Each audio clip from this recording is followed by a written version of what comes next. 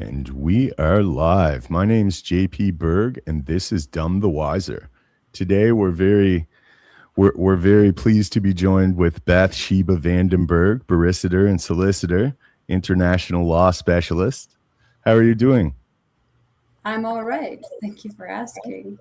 It's a pleasure to have you on. So, lots of my viewership, we'll just jump right into it. Lots of my viewership are familiar with the Helen Groos case, but for those who aren't, could you give a brief summation of what it was? Yes, I'll try my best to be brief. it's There's a lot to it. right. Whenever I've asked that question, I'm like, oh, okay. Well, we'll try to be brief and not enter into a monologue because there's so much.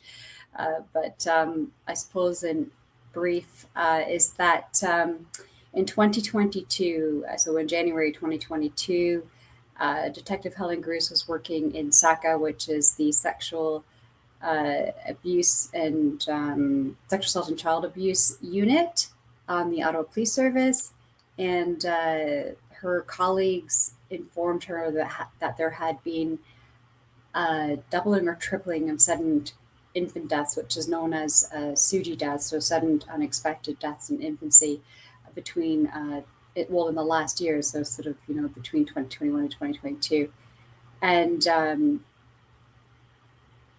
and just a month before that news, a baby girl had died in a mother's arm with an enlarged heart, which is simply not the norm when it comes to SUDI deaths. And so Detective Helen Groos, a couple of days later, there was a town hall that was scheduled. So she prepared for that town hall, and part of the preparation, she looked in the records management system to see if there was a pattern for this to explain this doubling or tripling of sudden infant deaths. And what she saw was a pattern that was not something that she had seen before, and that might be linked to some of the adverse effects that were known at that time of the COVID-19 vaccinations. Now, she wasn't establishing a link, she was just having a look into the system to see if there was a pattern. And that afternoon, she raised concerns to the chief of police at the town hall, and within 2 weeks, she had her badge taken off of her. She was suspended. So to be clear, because there's some sort of misrepresentation of what Detective Helen Groos was doing in January 2022. So to be clear, she was not conducting an investigation. She was certainly not initiating a criminal negligence investigation. What she was doing, and what's known in the police world, is that she was at the probative stage. She was probing. She was using her police discretion out of a concern for public safety. And she was still preparing, or had planned to prepare, some more information before bringing it up formally through the chain of command, which is permissible. That's how police work. They use their discretion to keep us safe. And she raised it to the chain of command. But somebody on that call, or somebody outside of that call, decided we need to shut her down for asking those questions. And so it's very emblematic of where we are in Canada, where when regulated professionals asked questions with regards to any dangers associated with COVID-19 vaccinations, they were shut down by the regulatory bodies. And in this case, the police used the disciplinary process to suspend her within 2 weeks of asking those questions and raising those concerns, taking away her badge on false rumors. So she was initially suspended for an allegation of insubordination, for having looked into the records management system for personal reasons, and also for having printed a coroner report, which is just absurd. That was dropped actually later on. She never printed a coroner report. And with regards to the use of the system for personal reasons, that was found unsubstantiated. Of course, she was not looking at it for personal reasons. She was looking at the system for the sake of our safety, to protect our babies, to protect mothers and fathers. And what happened then was you had the Freedom Convoy roll in, and things sort of, went on a standstill. And then in March of 2022, there was some meeting between her supervisor and the investigating officer into the insubordination allegation, as well as a leak to the CBC. And then CBC published two articles at the end of March that contained false allegations and interfered with Detective Helen Gruse's job as a police officer. When she was interviewed for the insubordination allegation in May of 2022, the investigating supervisor said to her, "You are facing a second misconduct allegation, and that one is discreditable conduct because of the 2 CBC articles that were published that put the reputation of the police force into disrepute." And Detective Helen Gruse was like, "Well, what do I have to do with that? I didn't publish those articles. I want an investigation done into the police leak of confidential information to CBC." And the response from the Ottawa Police Service was, "We're not going to look into that." And then by July, Detective Helen Gruse was served with a penalty notice for an unprecedented discreditable conduct charge that alleged that she had looked into the database.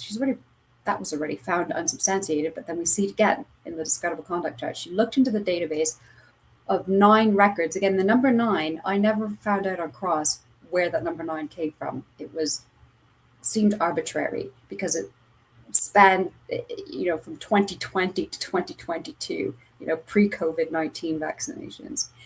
And for interfering with the lead investigator's investigation by calling the father to see if the mother had taken the COVID-19 vaccination. And it's very important for your audience to know that it was only on May 12th of 2022, in the compelled interview for the insubordination allegation, that she told the investigating officer that she had made a phone call. No one knew about that phone call that she had on January 30th of 2022. She made that phone call because the lead investigator failed to complete the required SUDI questionnaire. For every baby death, the police officer must work together with the pathologist, the coroners, to complete the SUDI questionnaire, which has at least 5 questions that ask what medications, what vaccinations have the caretakers or the parents taken. That questionnaire was not completed. The lead investigator for the file of the deceased baby girl who died with an enlarged heart in her mother's arms, that SUDI questionnaire was not completed by the lead investigator. That's a breach of the internal Ottawa Police Service policies. That would amount to a neglect of duty. We saw evidence elicited by several police officers who testified against Detective Helen Gruse, whose actions actually amounted to neglect of duty and to deceit, but they were never, ever charged with misconduct. Instead, they were promoted a year after they gave their testimony against Detective Helen Gruse. And she was found guilty on March 25th of 2025, last year. And the tribunal decision contains information that was put to the tribunal for the first time in the prosecution's closing. The prosecution stated in their closing, Detective Helen Gruse was looking into the files to put together a case for criminal negligence of public officials. That is not what she was charged with. And at that time, that is not what she was doing. And that question was not put to her in cross-examination. So it is a total breach of a fundamental Brown and Dunn rule, a legal doctrine, and they're totally disregarded in the decision. And the tribunal decision almost reads the language it reflects some of the language that was in the CBC articles.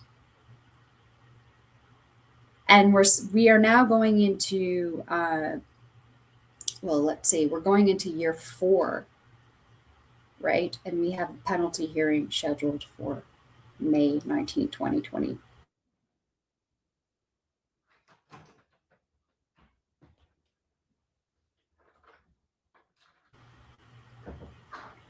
Oh, I think I lost you. Are you back? That's fine. I actually kind of finished saying what I wanted to say in my not so short summary. Oh, I thought you did well considering the amount of information in there.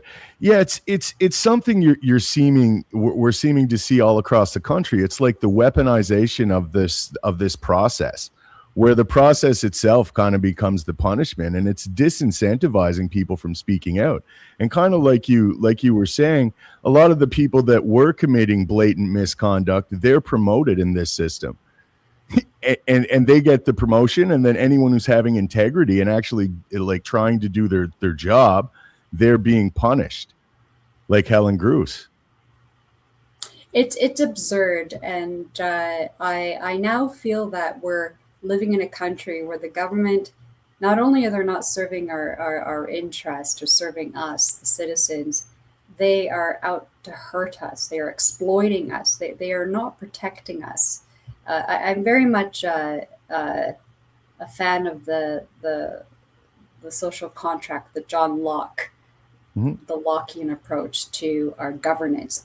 I want good governance. I demand accountability and transparency.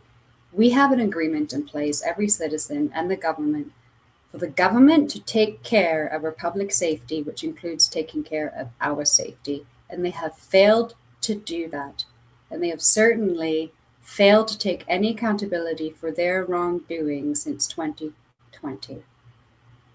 And I just wanted to add something to what you just said in terms of the silencing of police officers is devastating. So I'm also representing a police officer by the name of Staff Sergeant Haynes.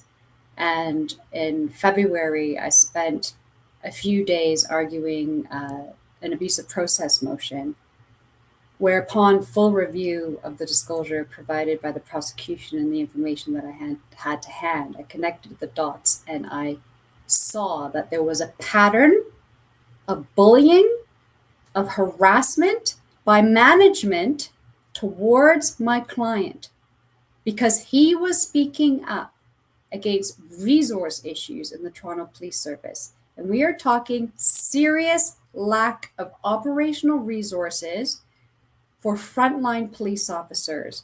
That impacts officer safety, that impacts public safety. He raised those concerns in 2023, and it culminated in his supervisor, the inspector of 22 Division, submitting 3 complaints to PRS, which is the professional standards unit responsible for disciplinary process and upholding standards of the police service. He submitted 3 complaints based on 3 emails that Staff Sergeant Haynes sent where he raised operational resource issues. The disciplinary process was used by the Toronto Police Service as retaliatory measures against a whistleblower to send a message to all police officers in the Toronto Police Service to not speak out about operational resource issues, to not speak out about bullying. Because if you dare do that, you will be punished by management working with professional standards unit to discipline. So then the process becomes the punishment. Mm-hmm. Yeah, it's hard to believe that this is happening in Canada. We all have this conception of Canada, this, I guess, naive conception that there's a fair rule of law here, and that such blatant abuses wouldn't be able to occur. But I mean, that's not the case. We're seeing this in other realms too. Like, for instance, I look at the Barry Neufeld incident, where he was ordered to pay $750,000 for a violation. It was with Human Rights Tribunal of British Columbia. Are you aware of this case? Yes, I'm aware of this case. I haven't read the decision in full, but I'm aware of the entire history with regards to Barry Neufeld. But before I talk about that case, I just want to say something about lack of accountability and rule of law. So I was also one of the lawyers involved in the Emergencies Act judicial review. And I find it absolutely disgusting and abhorrent that our government has not apologized for what they did to Canadians. We have 2 courts that have stated that their actions were unlawful. They were ultra-virus. They breached charter rights. They unlawfully froze Canadians' bank accounts. And yet, whenever questioned in Parliament, the Liberal government stands up and instead of apologizing, keep on repeating something that has not been found in law at all. They keep on repeating that the occupation was unlawful. It was an illegal occupation. That has not been found by any court.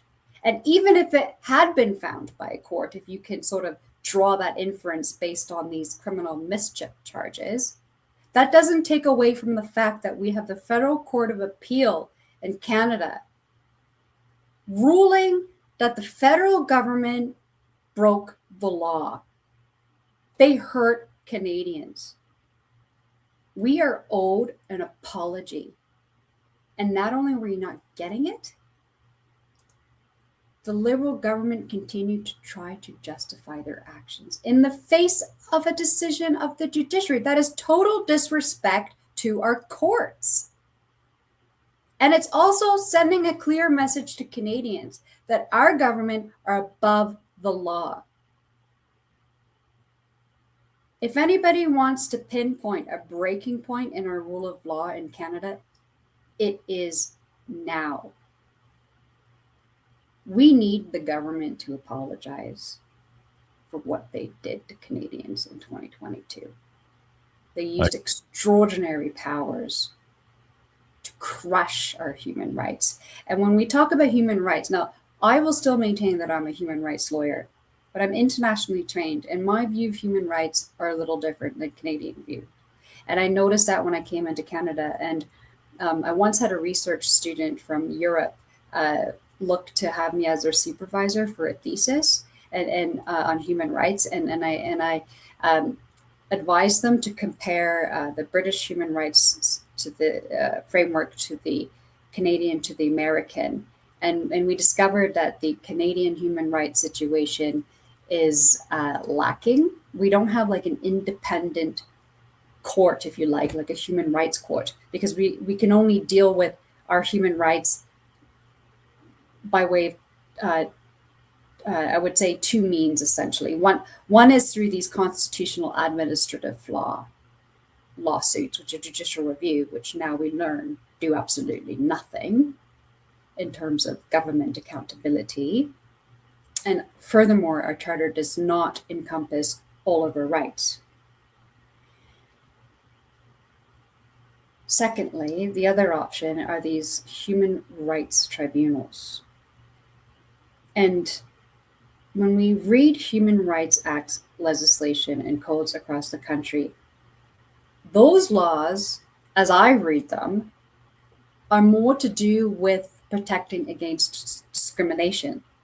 So they should be sort of called, anti-discrimination laws or employment-related anti-discrimination laws. That's what those laws should be called. It's a misnomer to call them human rights legislation. It doesn't have the right to free speech. It doesn't have the right to family. It doesn't have the right to life. It doesn't have the right to private property. It doesn't have the right to make a living, which are all human rights in the International Covenant, Civil Covenant of Human Rights, which is a multinational treaty which Canada has signed. So these human rights tribunals have been weaponized. Well, first of all, they're not properly put together, in my view. They're not proper human rights tribunals. Second of all, they've been weaponized, as we have seen over the course of claims, for example, with regards to human rights breaches in the face of COVID-19 restrictions. Very little to no remedies offered there. But then we get the worst penalty Canada and the world has ever seen for a trustee of a school board using his freedom of expression based on his, and not just that, his freedom of religion, using his religious viewpoints to say that he believes that there are dangers to children associated with the SOGI regime, the sexual orientation and gender identity.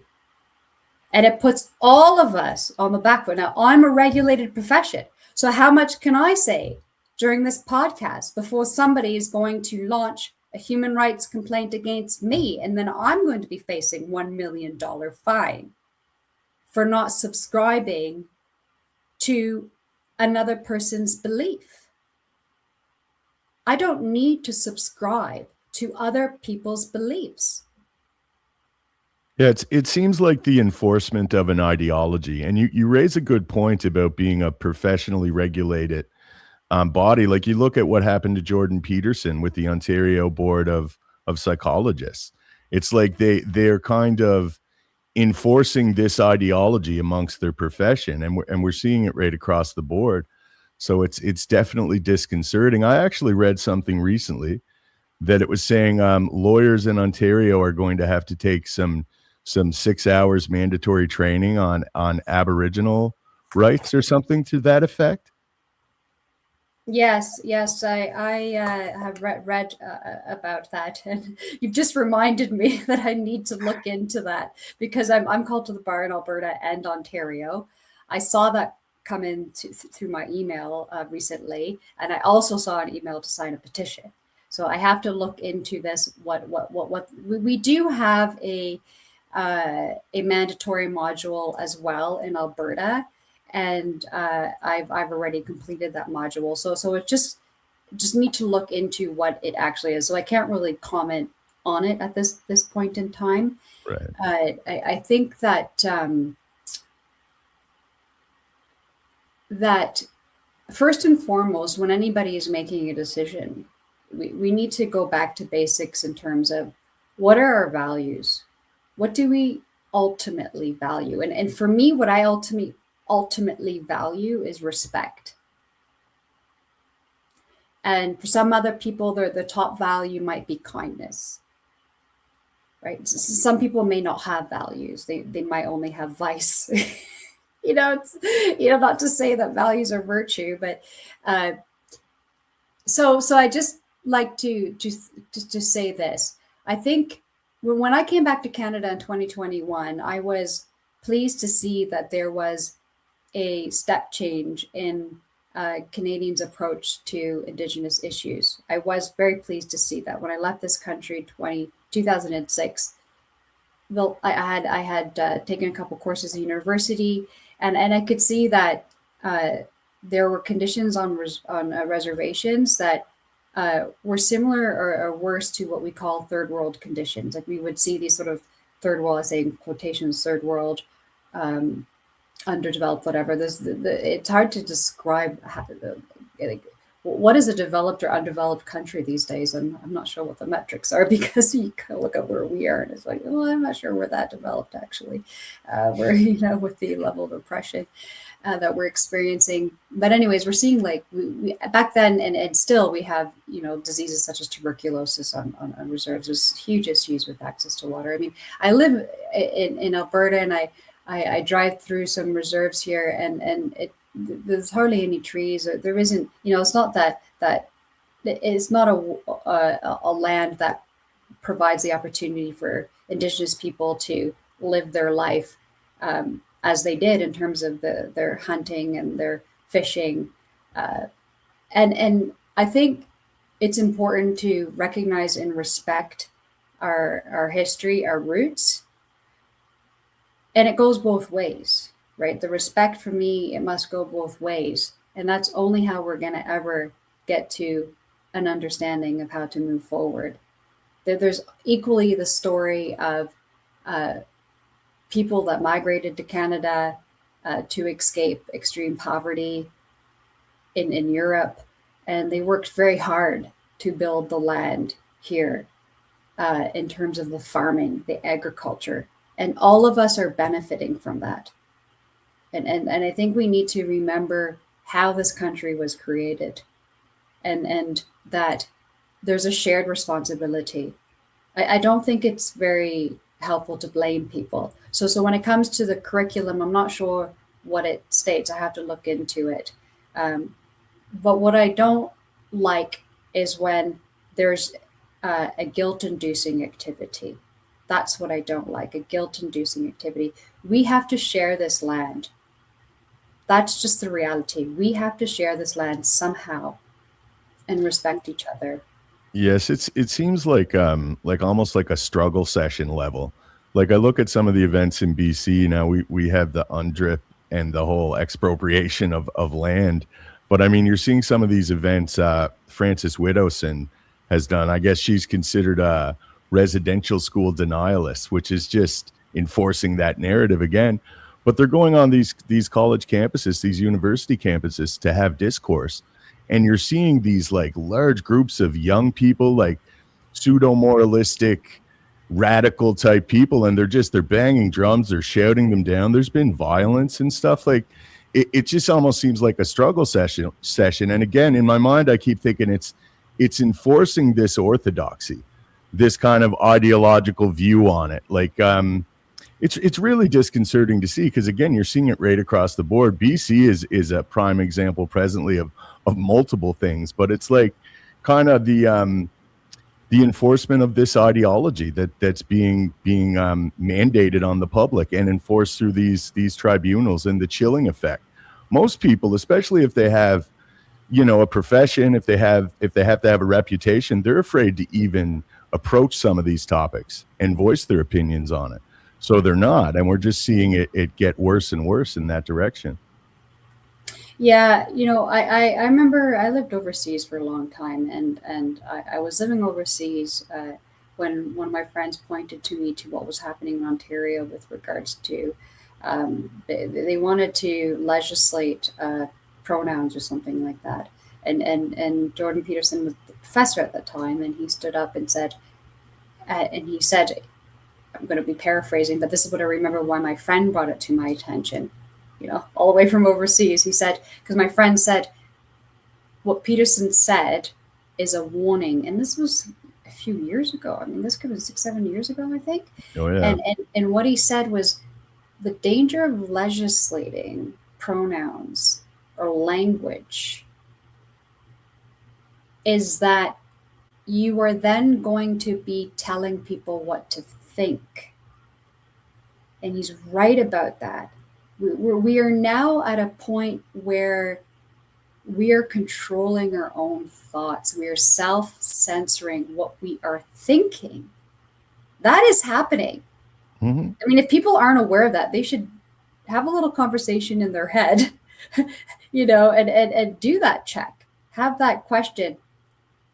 Ask yourself, am I not saying something that I want to say because I am afraid? I think people need to start asking themselves that question to understand just how deep this oppression is. Yeah. And Sorry, continue. I didn't mean to interrupt. oh no, well, I just I was it's also very distracting as well. It just, when you go on your, I got rid of Instagram on my phone, but I still have X because I like to think I'm keeping up to date with world affairs. But I can't find anything that's going on really with regards to the war at the moment, which tells me that there's a total blackout. Oh, yeah. Instead, I'm getting bombarded with all of these ideological issues in Canada, and it doesn't make me feel good. And I'm somebody who tries to monitor my reaction to be respectful, and I feel like it's being pushed on us to keep us divided, to keep us in a state of fear and just being totally overwhelmed to the point where we don't know what to do. Yeah, it seems like we're looking at each other when we should be looking up at the integrity of our institutions. That's right. That's the big thing. And this left-right divide has never been more hot. And they're so inconsequential comparatively. Like, there's some big culture war issues, but I mean, for me, the top of my priority list is, are our public representatives representing their constituents? Are they representing the people and what's best for Canadians? Or are they representing some kind of an oligarchy, like some kind of top-down implementation? Like, clearly we're seeing it with the ideology. Now I'm in the realm of speculation. Now I don't want to get you speculating about what this is, but I mean, it's all I could think of when I'm seeing this. Well, we live in an autocracy. I think the best word that I landed on, because sometimes I would flirt with the word fascism, but then the sort of Antifa are calling people who are against transitioning of children fascists. Yeah. So the word is being misused. But if we look at authoritarian and not an autocracy, I think that Canada meets that definition absolutely. And we've seen evidence of that, not only with the total disregard of a federal court of appeals decision. We've also seen that with some radical changes. I mean, I'm aware we have several bills coming into force, and the Bill C-15, which is that huge budget bill, has a lot of sneaky bits in it. And one of them that caught my attention just a few days ago is the Alto project. It was stuck in there, you know, in the budget plan is this change to the Railways Act, where the government can do whatever they want to people's land, expropriate it across the country to build whatever they want to build, the railway infrastructure. And one of these projects is called Alto, and I'd invite everyone to look into it because it's costing us, so far, they say, us, when I say everybody in Canada, $90 billion. Now, I think that's going to be probably more like 500 billion. Okay. That's going to be $500 billion to build a high-speed rail between Quebec City and Ottawa. And what are they going to do? What powers is the federal government giving to a crown corporation? They're going to say that if your land might be in the way or part of the path, your land will be expropriated. It's very similar to like eminent domain. Like when you hear that legal concept where it's like the government has the right to build certain infrastructure projects right through your land. They get to expropriate your land for that cause. I read about this during the railroad, like back in the day in America, like when they were constructing the railroad across America, that this was utilized to steal a lot of people's private property. Right. And you say back in the day. Well, haven't we come a long way since then? Haven't we established so-called democracies? We're paying so much money for this government. Why aren't they there protecting us and representing our interests? And I think, I sometimes think, like one of the reasons why there is a fueling of the division between Indigenous people and non-Indigenous people is to distract from the truth that both Indigenous and non-Indigenous people are being screwed over by the government. Mm-hmm. All of our land is being taken away from us. All of our land, when I say all of our lands, farmland, agricultural land, the way of the countryside living is being taken away from us. That countryside living used to be I don't want to call it the wilderness living, but it used to be the free space for Indigenous people to live off of the land. And then settlers came in and defined boundaries for land and introduced the concept of private property. And now we're moving into a new era, and it's happening while we're busy bickering with each other. And this new era is the government's going to own all of the land. We're seeing a total removal of all of our private property rights, and it's not just at the federal level. I take issue with the province of Alberta for having taken away our right to collect rainwater and to own that rainwater. And they did that surreptitiously in a Water Act, unprecedented Water Act amendment that passed right before Christmas when no one's looking. And you read that act and it has an amendment to it where it says that all the rainwater that you capture on your property in your rain barrels is now Crown property. That's absurd. And what's next? I mean, the regulations haven't even been drafted. What are the regulations going to state? Oh, well, there's now going to be permitting and licensing, and you're going to have to pay, or you're going to have to pay extra tax. I mean, that's my rainwater. That's your rainwater on your property that you might want to use for environmental reasons, to save water when you're watering your garden, that you might want to use to water your garden because you want to grow your own food, because the food that they're importing into Canada is full of chemicals and totally nutritionally deficient.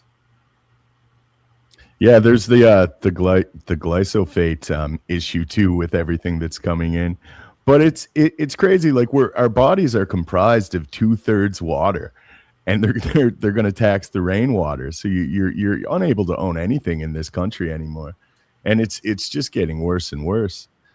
Back to the human rights tribunals. I have some questions. I did minimal research on them, and you have an expertise in this area. How are these decisions decided? Is it just comprised of a group of judges, or are they people appointed to these tribunals? They're people appointed. So the Human Rights Tribunal, I mean, this case here of Barry Newfield, and I mean, there's that other case where the Supreme Court of Canada decided that the freedom of expression under Section 15, which is equality, so then certain people were considered a vulnerable group and especially protected by Section 15, were allowed to call Barry Newfield names, right? And that didn't constitute defamation. People should really read. It's a very long decision. It's a very important decision. The Supreme Court of Canada provides the backdrop to anyone who really wants to understand what's going on here with Barry Newfield and the Human Rights Tribunal, because we've got a Supreme Court of Canada who actually thinks the same as this Human Rights Tribunal, just in terms of what's happening culturally in Canada to a total breakdown in the rule of law. Because if you've got certain groups that have more protection than others, that means you have an unequal application of the law, that we are not all equal under the law and we don't have rule of law. And I often think of Animal Farm, and people are fixated with 1984 Orwell, but Orwell wrote this wonderful shorter piece called The Animal Farm, where he says some animals are more equal than others, and that's where we are. That's where we are. And to add, and then some animals will be punished and met with $1 million fine, right, for using their free speech, essentially. And I appreciate the Human Rights Tribunal called it hate speech. I haven't read the full decision, so I can't fully comment on it, other than saying the bits that I have read are incredibly disconcerting, because it suggests again that I need to subscribe to other people's beliefs. Mm-hmm. The rule is I respect other people's beliefs.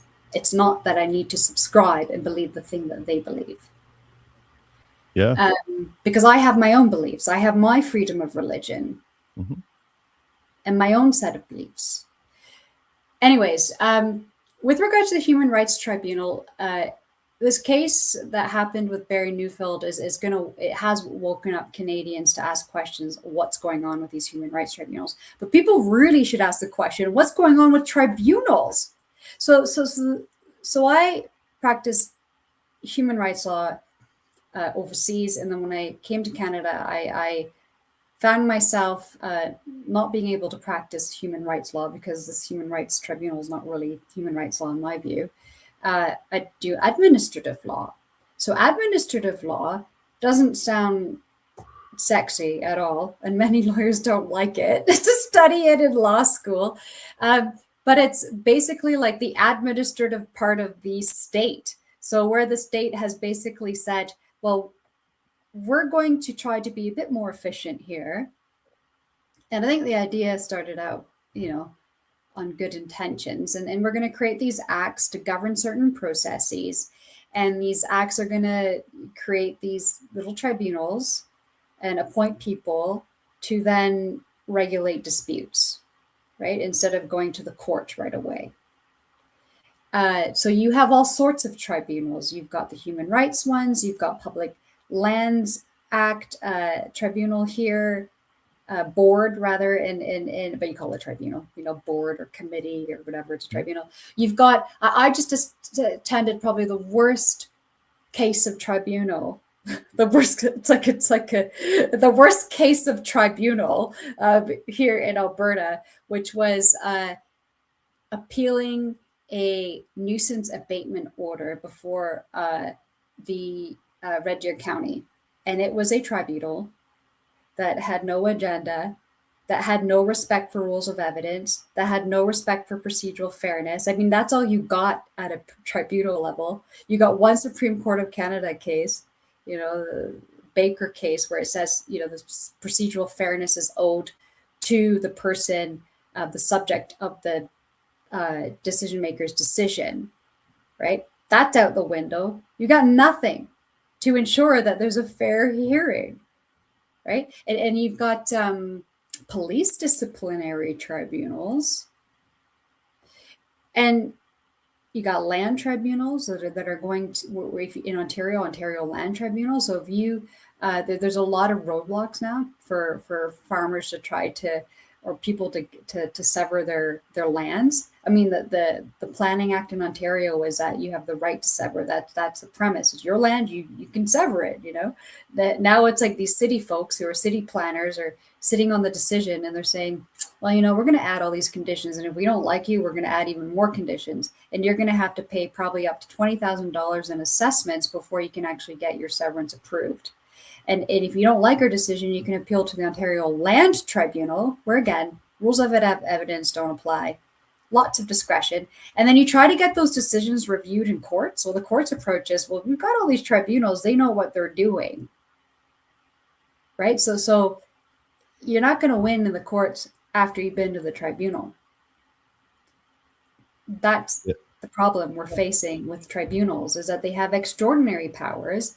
They can be adjudicated by a panel of 3 or 1 member who don't have any legal training. Some of them have a right to get legal advice, but they don't. So they're asking for the lawyers to tell them what the rules are. But if you have a government lawyer, which you normally do, right, representing the person who made the decision who you're appealing against, that government lawyer is sometimes given that their position is given more weight and credibility because they're a government lawyer, and they normally will have appeared before that tribunal multiple times, whereas a standalone non-government lawyer, for when somebody feels like, I'm at my rope's end, I'm going to put all the money left I have in my bank account to try to make things right, that lawyer will only appear for the first time. And so we'll have less exposure and less credibility before the tribunal. So there's a lot at play here with what's wrong with tribunals. Another issue I take with tribunals is the actual room itself. So in police disciplinary proceedings, the defense is here, the prosecution is here, and the prosecution's seat is always across from where the witnesses sit. And the clerk who's managing the process is always sitting across from the defense. So when it comes to cross-examining police witnesses, I'm stuck, cross-examining them diagonally across the room. That doesn't have the same effect, whereas the prosecution is across from them. And so when my witness, who's been a victim of a disciplinary process, is testifying, they're sitting right across from the prosecution. Have we forgotten that we're human beings and that we have feelings and emotions, and that dynamics play a huge role in fairness of a trial or a hearing? Yeah, it's shocking. It's like there's virtually no due process when it comes to these tribunals. And the worst thing for me is how uninformed our electorate is regarding this. I think your average Canadian is going to hear how these things operate, the legality associated with them, and they're going to have the same impression that I do. Like, that's abhorrent.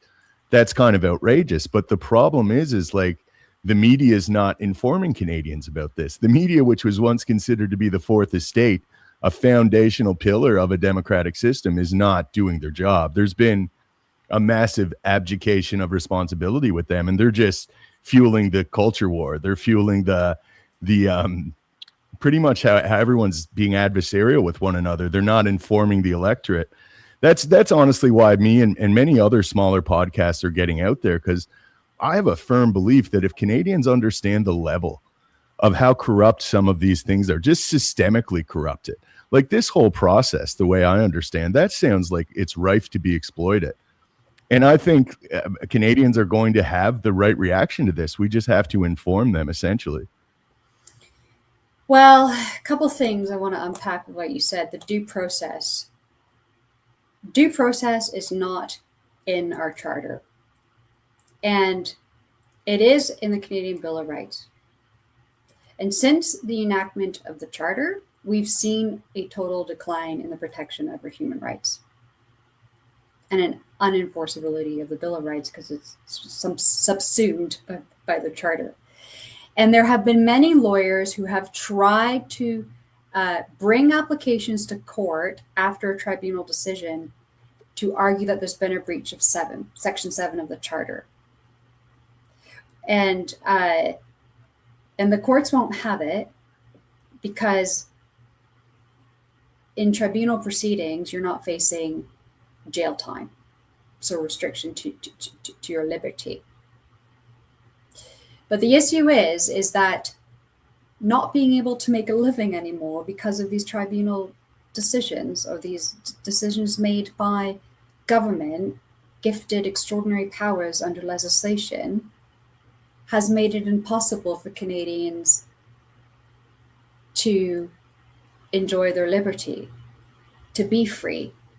I mean, what does liberty mean? I mean, just being put in jail or being imprisoned socially. I mean, we need to expand and understand a bit more what that liberty section means of Section 7 of the Charter. And the only thing that we have that we can apply in tribunals is that procedural fairness because of the principles of fundamental justice under Section 7. That's it. And that is now being done away with. I don't know if I'm not using the right terminology, but it's being disregarded. I mean, I tried to apply Baker and Vavilov to a police disciplinary proceeding, and the adjudicator said, well, that doesn't apply here. When the police disciplinary proceeding is an administrative proceeding, and Vavilov and Baker apply to administrative decisions and proceedings. And not only that, but if an adjudicator is going to say, well, those court cases don't apply, that's stripping us of the very only protection we have for fairness and something like due process in a tribunal setting. Another thing that you mentioned is the media. And when I came back to Canada in 2021, that's exactly what I saw. I saw the fueling of hatred. They just want us to hate each other, and it's working. And it's for those of us that do not engage in the hate game, we're exhausted. We're exhausted because it seems like you're in this country that people are rewarded for being mean and they're punished for being kind. And I saw this. I mean, I'm seeing some kind of behavior that honestly Canadians are not valuing kindness. They are not the people that I left in 2006. And we need to go back to that. We need to practice kindness every day if we're going to get back to where we used to be as a people, living together, working together. We need that more than ever. Yeah. I agree entirely. And you see it fueled by these algorithms where people are monetized, they're incentivized to get clicks. So you see people just saying the most abrasive things. And the whole intent of them saying this is to get a reaction from the other side. And if anything, it's having a more divisive effect than it does otherwise. It's not like they're discussing these issues and having like substantive discourse where they're exploring the ideas. It's just you're seeing hatred. And I agree entirely. So we only got about 9 minutes left. Is it all right if I grab a few quick questions? Of course. Excellent. So this is a good question. Squirrel Nuts CA. Who's creating these organizations? Stop the people who are creating and brainwashing the rest. UN. Who is it that is making these tribunals? Like what part of the government? Well, they are branches of the executive. and all the laws are passed through the legislature, right? And then we know there's the issue with, who's appointed the senators and all that sort of thing.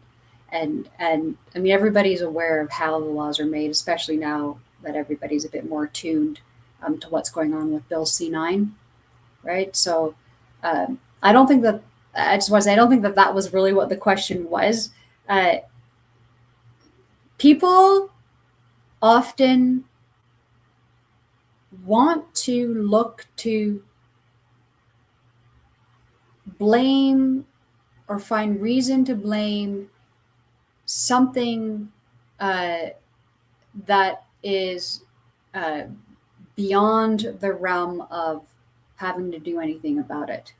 And I'm sorry for saying this rather brutally, but I get tired, quite frankly, of people saying, well, it's all the WEF, it's all the WHO, it's all the United Nations. Look, we are all aware that there are issues since globalization, since technology, and that the billionaires have become very powerful people and they've amalgamated their resources and we are being exploited. Everybody knows that. That governments, since the introduction of private public partnerships, 20, 30 years ago, we have a lot of our government provided services actually controlled by corporations. And then our government have, as we know, with Carney and Brooke Shields and other government people, that they have investments. But the real answer to that question is, what are you going to do about that? Because it takes away from our agency to say it's all because of WEF. What can you do about it? So what people need to do is to get out of their house, get off their phones, and engage in their local municipalities. That's where the damage is being done. That is where there is direct federal interference, and the province is turning a blind eye. People need to engage more on a municipal level. That's where a lot of our tax monies are going. Property taxes, it's unbelievable what's happening. And when I went to the municipal elections here in Alberta, I was very disappointed on some of the turnout. I didn't see as many people as I thought I would, which are the people that are complaining about WEF and WHO. I didn't see them all lined up to vote for the right people to come into power at the municipal level. And what I experienced at the municipal level is gross. These people have unbridled power, are not complying with bylaws, and play a game of nepotism and favoritism when it comes to unfair orders and treatments of ratepayers. You know how much money is being wasted? Our money. And why does the federal need to come in and do funding anyways? Like, we have the whole housing acceleration project, which, I mean, that's crazy. That the federal government, back in 2019, Trudeau decided to state that it was a human right that everyone should have housing. That's what he stated. That's not even in the International Economic Social Convention. What it is that you want to have the right, the government isn't going to take away from your house, but that's not the same as saying I have the right to a house. And then all this money went into this private organization called the Canadian Mortgage Association. And then I believe they reached out to municipalities, targeting municipalities, and saying you should apply for these grants. But in exchange for these grants, you're going to have to let us build wherever we want. And none of the people living in that municipality can say no.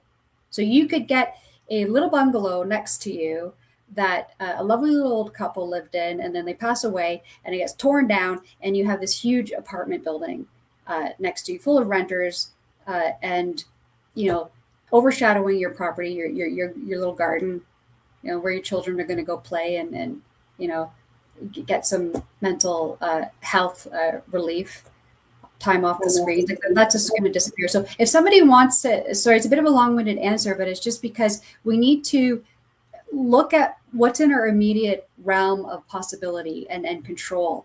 And I want Canadians to start doing that, because I often feel that Canadians are looking to these external agencies to blame to avoid taking action. Look, the culture of lack of accountability and transparency, or lack of responsibility taking at the government level, is reflective of our own culture. It's not as if these people just were born and became government officials overnight. They grew up in the same towns that we did. We are all suffering from this cultural shift, I would have to say. And we need to recognize that. And we need to take ownership of the problems we are facing, no matter how tired you are, no matter how unhappy it makes you. Because it's going to get much worse if we don't start doing something. I like that. It's instead of like who is responsible for this, you should be asking yourself, what can I do at the most local level to actually mitigate some of this from occurring? Like run for school board, potentially get involved with municipal politics in some way, just to do something to maintain some agency and not to feel so helpless in front of this Goliath, like you say, the WEF. I'm guilty of it myself. I do. I look a lot and I think like, well, what's the causation of this? And I think your answer is definitely the right way just to start, the better way to approach it all. What can we do at a local level to start to push back against some of this? So let me see here. We'll take one more quick question. Is that all right? One more question? Yeah, I could take a couple more. Sorry, Okay, just because I have excellent. obviously every day is a deadline day in my line of work. But I have been talking a lot, and I would like I want to practice what I preach, which is to engage in dialogue with people. So yeah. Yeah, excellent.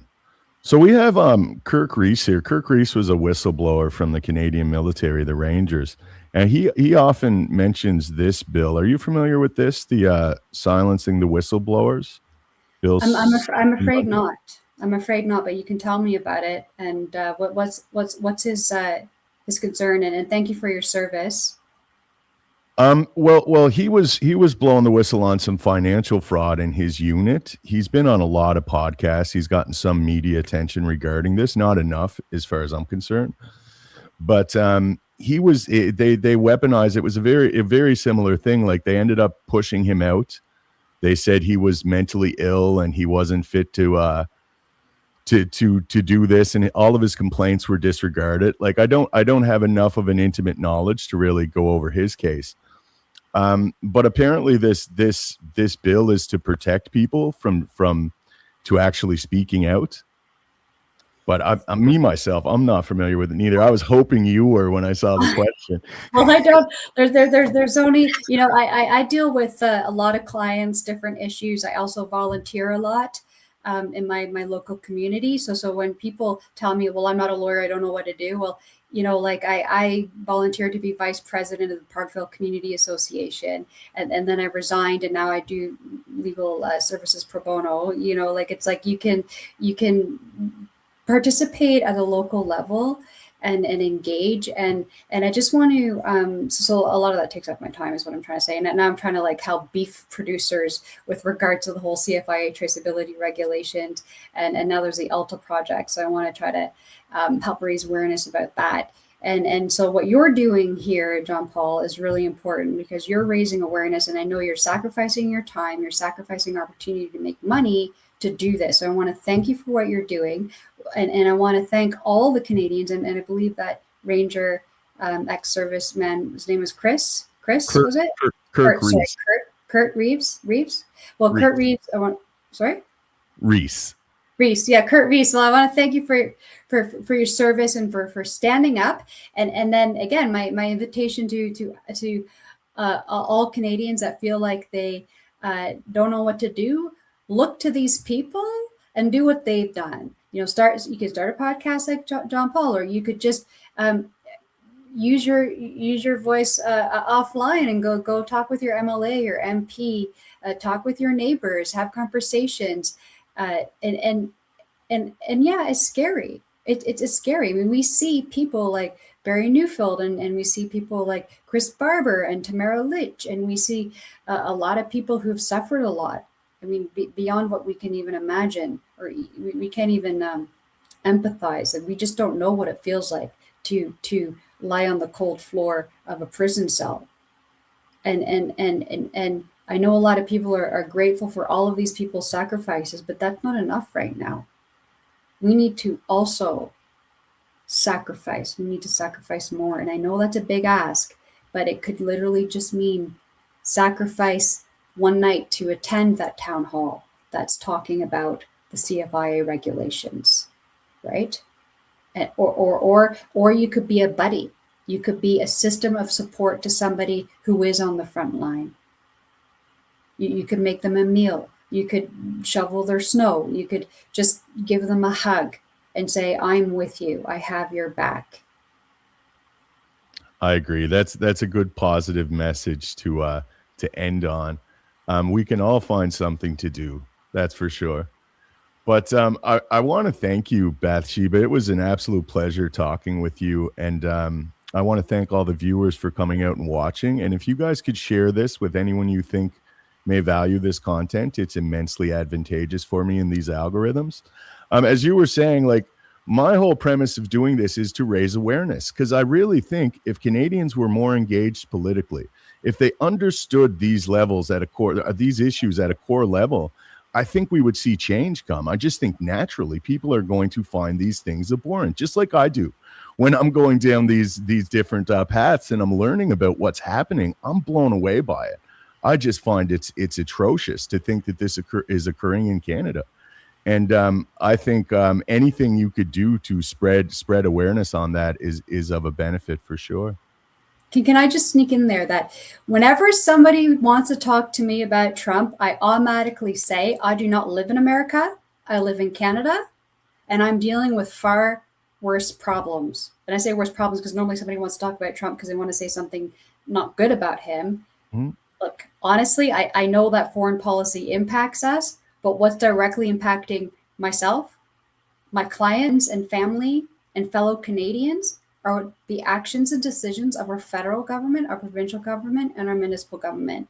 If we waste our breath talking about American politics, we forego the opportunity to discuss together and arrive to solutions for accountability here in Canada and make it a better future for all of us. Well said. I agree. Now, are you public at all? Do you have any social media to no? I mean, I have my own, on a private level, but I'm not a public figure or something on social media. That's a shame.